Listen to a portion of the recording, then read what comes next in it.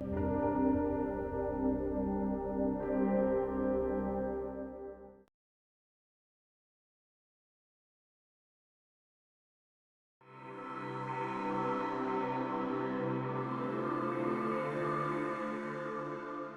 are places that interest me, that I find beautiful, and usually it's a combination of light and an activity that's taking place there. And that dialogue is something that I find really interesting and that I try to explore. And I'm interested often with the role of technology in our lives, televisions, but also computers and now increasingly cell phones. How much mediation in our day-to-day experience is occurring. And we go and attend events, and it's almost more important to record the event than to actually experience it. Art is an important way for us to hold a mirror back to ourselves and question what are the things that we're gaining and what are the things that we're losing. In the 19th century, you saw French painters obsessively painting trains and train stations because rail travel was fundamentally altering the rhythms of life in France. And I think here we have this role that technology is playing in our lives, fundamentally altering the rhythms of our lives, how we interact person to person. And so a lot of my work examines the role of technology in that way. And so, for example, the Tokyo Stock Exchange, it's a place that I knew from the Gursky and the Bill Klein photographs, where there's this sea of people, traders with black hair, black suits, white shirts, moving around in a sea of activity. And I went there, and all of a sudden, it's now a glass cylinder enclosing 15 computers and 6 people. I mean, to me it looked like the Dharma Initiative in Lost. I suddenly stumbled through and found this very sterile, computer-controlled environment with only a handful of people monitoring activity that has impacts far-reaching. I mean, certainly some of the images, the picture right over my shoulder of the robot bar are experiences that I'd never experienced anywhere else. And that's something that happens often in Tokyo. You encounter things that at first leave you totally puzzled. And then once you get over that initial befuddlement, you can find great joy.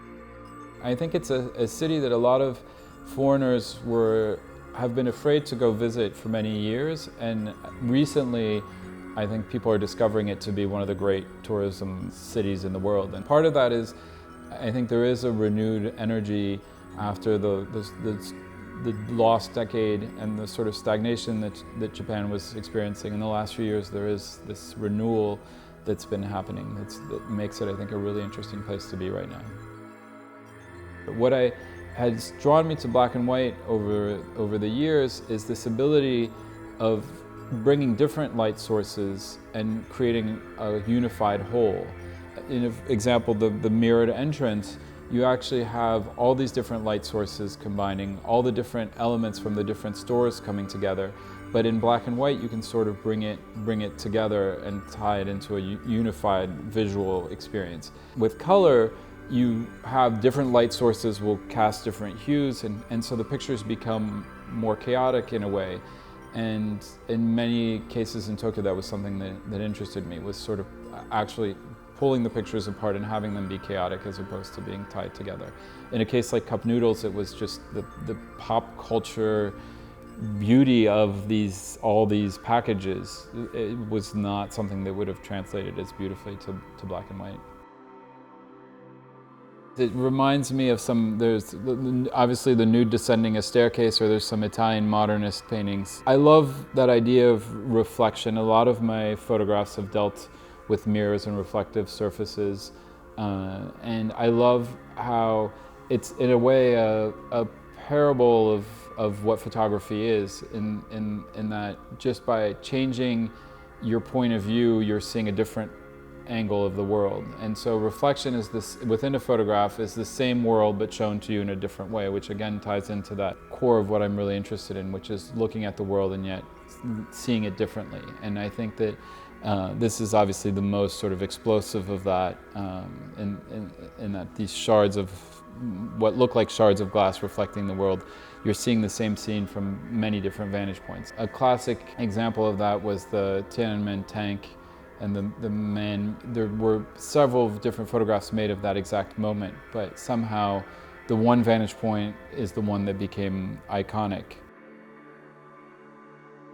One of the things that I'm most interested in is using photography to find something surprising in the everyday and things that we're familiar with. And in making a photograph of a dinosaur skeleton, there's a way in which you can bring it to life that's very different than you could with any other medium, because obviously in film you would see that it's a skeleton and that it's static. But in a photograph, we've learned how to read movement in a photograph, and I can use that to create the illusion of movement in those animals. And so suddenly the parade of animals in the gallery of evolution or in the comparative anatomy, the animals can seemingly come to life. We're familiar with how short exposures can reveal the world to us in ways that we haven't seen. People didn't know how a horse galloped until Muybridge took the stop-motion photographs. And you see paintings of horses and the movement of the legs is completely wrong. By using a longer exposure, I'm hoping to achieve a similar effect. And so it's you know it's real, it's familiar, but yet you're seeing it in a way that only a photograph could reveal it to us. So if you're looking at the crowd in front of the Mona Lisa, we've been there, we know what the kind of that scene is, but in the photograph, suddenly it's shown to us in a different, more surprising way. I didn't set out to make my figures look ghostly. I first started using the long exposures when I was making the photographs of my friends watching their favorite TV shows, and their appearance came as initially a little bit as a surprise to me, but I found it very fascinating, this record of the time that we spend. A lot of photography is about asserting a human presence, like I am here, I existed, and I think it's interesting to use a photograph to sort of reflect back on the fleeting nature of our time. And certainly something, I'm not overly preoccupied with my own mortality, but I think it is interesting to sort of question that, and then to question how it is that we spend our time and to sort of capture that sense of movement, the chaos. When I photographed the rush hour at Grand Central, I expected to get the Salgado church station photograph, which is one of my favorite photographs. And when I first processed the negatives and the train station looks empty, there's a dozen people at most that show up, I thought, what a failure, I have to go back and do a shorter exposure. But in the end, I found it fascinating that the thousands of people moving through Grand Central at rush hour disappear. And what you're left with are the few people that stop to check their cell phones, to look at the train schedule, to do these things. And I think that there's something really fascinating with that. And it goes back to the very earliest photographs. You have the picture of the Boulevard du Temple, where the street looks completely empty except for the man who stops and is having his shoe polished. I think that idea of all this activity, what remains of it, it's using something that's unique to photography. It's the only medium that can capture a given period of time in a single image. And so using that and playing around with the length of my exposures, which now go from a few seconds on the shortest scale to half hour, 45 minutes, allows me to look at the world in a way that I find unique to photography, and that's fundamentally something that I find fascinating.